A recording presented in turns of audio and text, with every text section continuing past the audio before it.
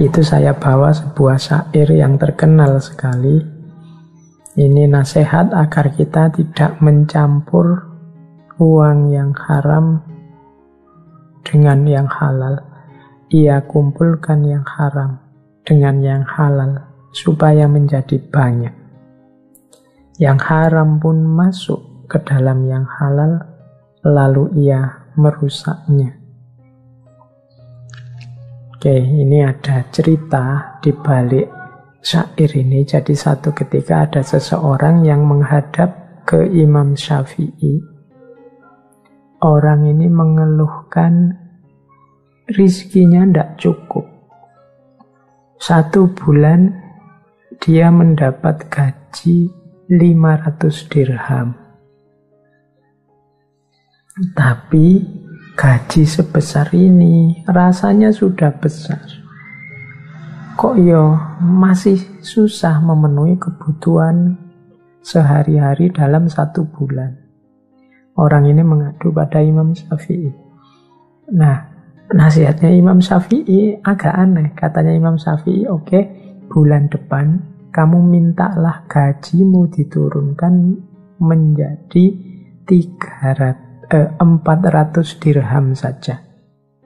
Oh, ini aneh ya, orang merasa kekurangan kok gajinya tidak cukup malah diminta turun.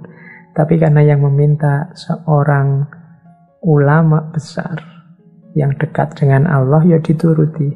Minta penurunan gaji. Bulan depan gajinya jadi 400 dirham.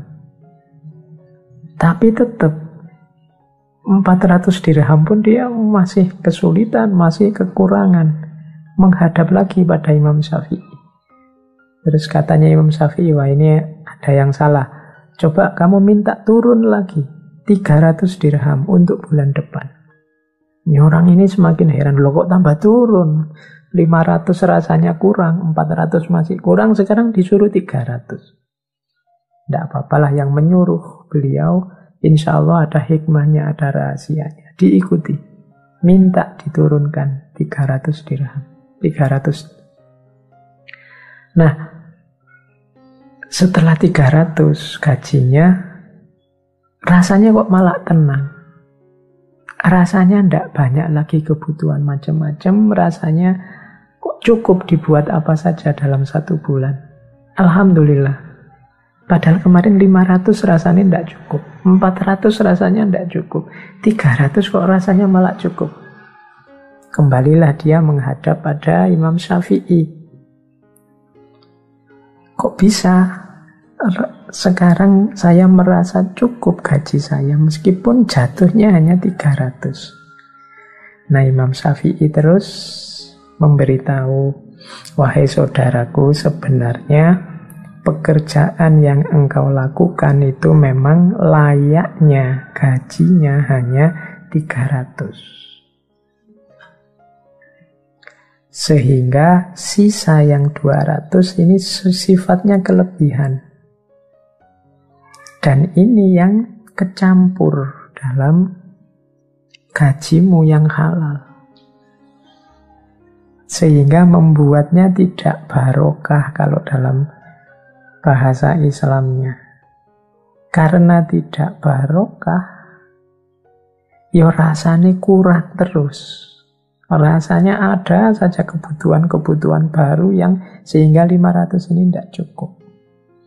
Tapi ketika engkau mengambil hakmu pas sesuai jatahmu, yaitu 300, sekarang hartamu sudah bersih, isinya halal semua, dan disitulah letaknya barokah. Nah, ini urusan rezeki, berarti kita harus hati-hati. Yang halal dan yang haram ketika dia ngumpul, yang haram akan merusak yang halal. Ketika yang halal dirusak dengan hadirnya yang haram, harta kita jadi tidak barokah. Dan tidak ada hubungannya dengan jumlah, dengan kuantitas. Karena harta itu kan kuncinya pada rasa cukup yang ada dalam diri kita. Oke, jadi Ya ini untuk bahan renungan kita semua. Semoga teman-teman yang mendengarkan ini hati-hati dalam pengelolaan rezeki. Jangan sampai harta yang kita pegang tidak barokah atau kecampur-campur sehingga tidak barokah.